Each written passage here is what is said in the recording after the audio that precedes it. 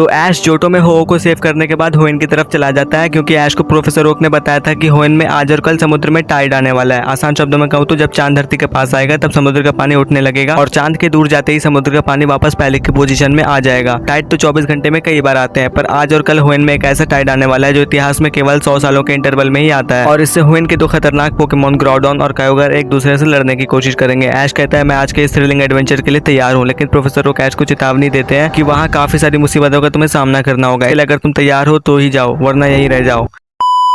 ऐश बोलता है मैं बिल्कुल तैयार हूँ, मैं उन्हें रोक करूंगा। इसी के साथ ऐश होइन आ जाता है, लेकिन होइन में ऐश को अजीब से नजारा देखने को मिलता है। आसमान में सारे फ्लैंक टाइप पोकेमोन नदी वाले बैंक की ओर जा रहे होते हैं और हवा भी बहुत तेज चल रही होती है। ऐसा लगता है तूफान आने वाला है। ऐश आगे बढ़ता है कि नॉर्मन सामने आ जाता है। हाँ भाई, मे का डैड नॉर्मन। नॉर्मन बोलता है इससे पहले कि तुम अपने काम को अंजाम दो मैं तुम्हें यहीं रोक देता हूँ। ऐश बोलता है ये आप क्या कह रहे हैं, आप तो मे के डैड है, आप अच्छे आदमी है। अच्छा। नॉर्मन बताता है कि मैं अब टीम रैकवा का मेंबर बन चुका हूँ और कायोगर को पकड़ने के रास्ते में मैं तुम्हें नहीं आने दूंगा। नॉर्मन ब्लेजिकन का इस्तेमाल करता है और ऐश ग्रेनिंजा को बाहर लाता है। नॉर्मन का ब्लेजिकन ब्लेज किक से ग्रेनिंजा के ऊपर आ जाता है। ऐश का ग्रेनिंजा क्विक अटैक से खुद को डिफेंड करने के बाद जबरदस्त वाटर शरीकेन मारता है और इससे ब्लेजिकन को तगड़ा डैमेज मिल जाता है। नॉर्मन कहता है लगता है ऐश तुम अब भी बहुत ज्यादा स्ट्रॉन्ग हो गए हो, पर तुम्हारा एक ग्रेनिंजा मेरे ब्लेजिकन के आगे अब ज्यादा देर तक नहीं टिक सकता है। और अब नॉर्मन ब्लेजिकन को मेगा इवॉल्व कर देता है और फायर ब्लास्ट करके ग्रेनिंजा को घायल कर देता है। ऐश कहता है कि नॉर्मन तुमने अभी मेरी पूरी ताकत देखी कहाँ है, और इसके बाद ऐश और ग्रेनिंजा बॉन्ड इवॉल्व कर लेते हैं। ऐश का ग्रेनिंजा कट का इस्तेमाल करता है और नॉर्मन का ब्लेजिकन फायर पंच मारता है। दोनों जबरदस्त बैटल करते हैं और लास्ट में ऐश ग्रेनिंजा एक ताकतवर एरियल एस से ब्लेजिकन को हरा देते हैं। नॉर्मन अपने फ्लाइंग जेट से वहां से भाग जाता है। ऐश को पता चल जाता है कि अब देरी करने का वक्त बिल्कुल भी नहीं है, उसे जल्दी से वहां जाना चाहिए। ऐश बैंक की तरफ जल्दी जल्दी निकल जाता है। वहां जाने के बाद ऐश देखता है कि ग्रोडॉन जमीन चीरते हुए आ रहा है और दूर से कायोगर भी एक बड़ी सी लहर लेकर आ रहा है। ऐश ग्रेनिंजा को बाहर लाकर बॉन्ड इवॉल्व कर देता है और ग्रोडॉन पर एरियलाइज करने बोलता है, पर ग्रोडॉन पर इसका बहुत ही कम असर पड़ता है और ग्रोडॉन स्टोनेज का इस्तेमाल करता है। ऐश ग्रेनिंजा उसे डॉज कर लेते हैं, तभी कायोगर आइस बीम का इस्तेमाल करता है, जिससे ग्रेनिंजा एक बार फिर बच जाता है और ये आइस बीम ग्रोडॉन पर लग जाता है और ग्रोडॉन बर्फ में जम जाता है। ऐश को एक अच्छा चांस मिल जाता है ग्रोडॉन को रोकने का। ऐश ग्रेनिंजा कट का इस्तेमाल करके ग्रोडॉन पर जमी बर्फ को तोड़कर ग्रोडॉन को दूर फेंक देते हैं। ऐश खुश हो जाता है क्योंकि ग्रोडॉन को थोड़ी देर के लिए ही सही लेकिन उसने शांत कर दिया है और अब केवल कायोगर बचा होता है रोकने के लिए। लेकिन ग्रोडॉन दोबारा खड़ा होकर एक बार फिर स्टोनेज का इस्तेमाल करता है फिर मारने का आएगा तू।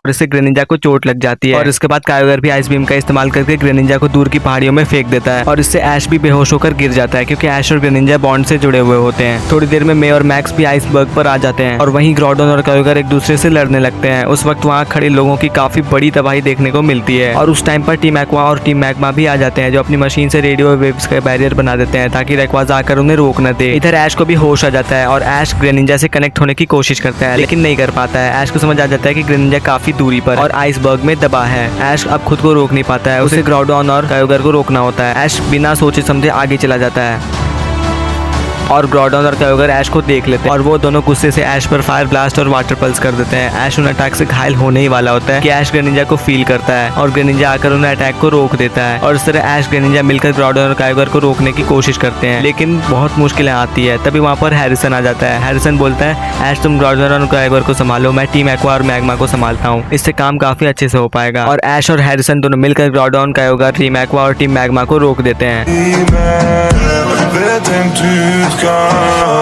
और तभी वहाँ नॉर्मन आ जाता है और ऐश को बताता है कि मुझे टीम एक्वा ने डेस्कलॉप्स की मदद से हिप्नोटाइज कर दिया था। कायोगर और ग्रोडॉन शांत होकर अपने अपनी जगह चले जाते हैं।